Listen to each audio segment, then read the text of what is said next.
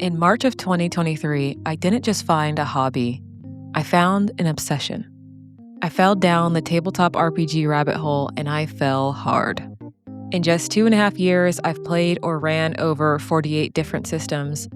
I was the person at the table who wanted to try everything.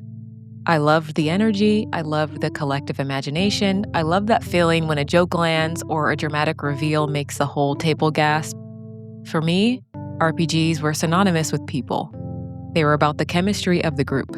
Because of that, I was a massive skeptic of solo RPGs. Whenever I saw solo mode on a Kickstarter, my eyes just kind of glazed over. I'd think, why? Why would I play alone? How could you play alone? There's nobody else to bounce any ideas off of. Surely this is boring. I thought the magic came from the collaboration. I thought taking the other players away would break the spell. Boy, was I wrong. I was so wrong, actually. In August of 2025, I hit a rough patch. Life got loud and I needed to step away from the social energy of the table. I needed quiet. But I still wanted that escape. I still wanted to be someone else for a while. So I tried my first solo game, and then another, and another, and so on and so forth. 13 games in 5 months. This is the story of my Goldilocks journey. How I found the games that were too soft, the games that were too hard, and finally, the games that were just right. Now, when you first Google how to play solo RPGs, the internet tends to point you in one general direction: journaling games. Classics like Thousand Year Old Vampire, Apothecaria, or Colossal, for example. So that's where I started. And honestly, it hit me like a wall. I sat there with a pen ready to dive in. I rolled a prompt. It said something like, "A mortal has become your new servant. Why did they choose you?" And I just stared at the paper. I love character creation, I love backstory, but suddenly this didn't feel like a game. It felt like a creative writing exercise, and it felt more like homework. This is where I learned one of my first big lessons. For me, there is a hard line between a game and an activity. Of course, this is all subjective, but for me, I think a game needs friction. I think a game needs to push back. And when I played these journaling games, the destination felt guaranteed. The only variable was how I chose to flavor the description. If I'm the one deciding if I succeed, and if I'm the one deciding the consequence, and I'm the one writing the dialogue, I feel like I'm not playing, but authoring. And to be clear, I don't think being an author is bad. I do like games that provide structure, but also enough wiggle room to allow me to add in my own variations if need be. But I didn't want to be the writer in the room. I wanted to be the player in the room. I wanted to be surprised. So I swung the pendulum the other way. I thought, okay, no writing. I want mechanics. I want crunch. And I love sci-fi. So I picked up titles like D100 Space and 5 Parsecs from Home, even Riftbreakers 2E. People told me these were the deep mechanical experiences I was looking for. But this, specifically D100 Space, it felt like I was volunteering to be an accountant on a spaceship. And when I tried out Riftbreakers 2E, it was a domino effect of tables. One roll led to a check, which led to a modifier, which led to another table lookup, and that led to another table. Just found myself spending way too long just to resolve something that is relatively simple in other games. I started homebrewing rules just to make it playable. I was cutting things out, ignoring modifiers, hand-waving entire sections. And I realized if I'm changing half the rules just to get through a session, I'm not really playing the game anymore, I'm fighting it. I miss the flow. I wanted more flow.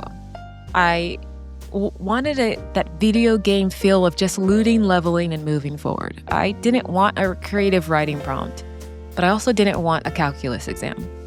I needed the middle ground. And then I found MIRU. MIRU is a post-apocalyptic hex crawl. The premise is brutal and simple. A godlike AI killed your brother. You're going to find that god, and you're going to kill it. This was it. This was the Goldilocks zone. It didn't ask me to write a journal entry about my feelings. It handed me a hex map and said, survive. And let me tell you, I barely did. I died twice on the first day. The world felt hostile. For the first few sessions, my only choices were die or run away. But that friction, that difficulty, this is exactly what makes it a game for me. There was this specific joy in the Zero to Hero arc when I played MIRU. Starting with nothing, terrified of every hex, and slowly, agonizingly building yourself up, finding a village, buying your first gun, winning that first fight. By the end of the 66-day cycle in MIRU, I looked down at the map that I had drawn. It wasn't just a piece of paper anymore. This was an artifact. It was a tangible record of a war I had fought alone, and I felt so proud. And I found the same feeling in games like Astro Prisma and Befallen. I realized that my solo playstyle isn't a traditional RPG in a sense. It's more procedural dungeon crawler. It's a looter shooter in a book. I want to roll dice to generate the world. I want the oracle to tell me what is in the room, not ask me what I feel is in the room. I want to collect loot, upgrade my gear, and optimize my build. And for a long time, I thought my solo style and my group style were opposites. In groups, I am a narrative-first GM and player. I care about emotional arcs, political intrigue, and collaborative storytelling. And I don't really like heavy crunch. Solo, I'm more of a tactical gamer. I want loot, hexes, clear win conditions. I thought this was a contradiction, but then it hit me. It's actually a mirror. In group games, the players bring the chaos, they bring the unpredictability. My job as GM is to provide the structure to contain that chaos, or try as best as I can.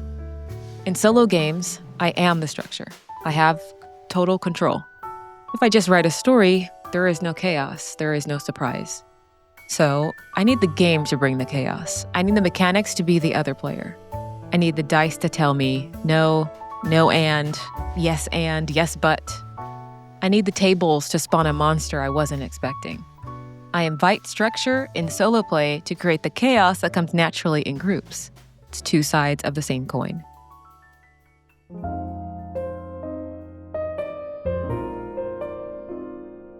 So, if you are sitting on the fence or if you tried a journaling game and bounced off it like I did, here are 5 things I learned in my first 5 months. Here are some tips from a solo RPG newbie. 1. The homework test. If you look at a prompt and feel like you have to write an essay for a grade, stop. You might just need a game with more mechanics. Look for words like hex crawl or procedural.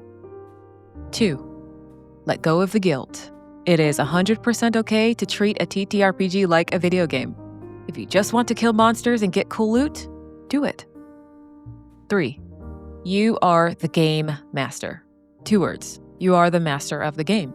If a rule is annoying you, delete it. If you're dying too fast, give yourself 10 extra HP. You're playing alone. Cheating is impossible if you're having fun. 4. Embrace the PDF. Solo games involve a lot of flipping pages, tables on tables. Keep the PDF open on a tablet or laptop for quick searches.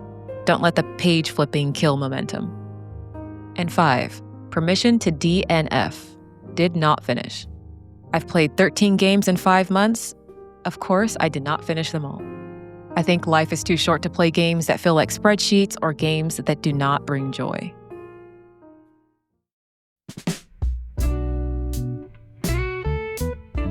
And to be clear, solo gaming didn't replace my group games. It gave me a way to keep playing when the world got a little too loud. It turned a rough patch into a season of discovery. If you've been on the fence because you think solo play is lonely, I challenge you to find your own adventure engine. You might just find that the best gaming partner you ever had was a well-made oracle table and a handful of dice.